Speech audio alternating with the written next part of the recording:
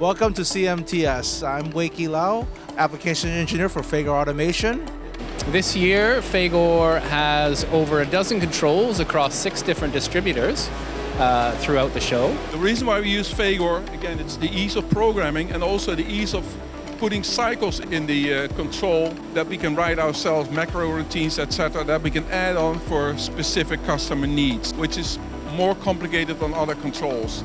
We selected the Fagor controller because they have probably the most interesting conversational interface in the industry. You'll have a hard time to find something like this. Also, Fagor has a very good support.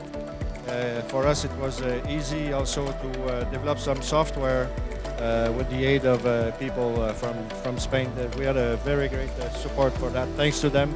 If there's any programming or operational issues or any machine down issues, they can phone Fagor. They can look right at the machine and see what's going on. They can assist in programming questions as well, and even program from the Fagor office and download it to the machine.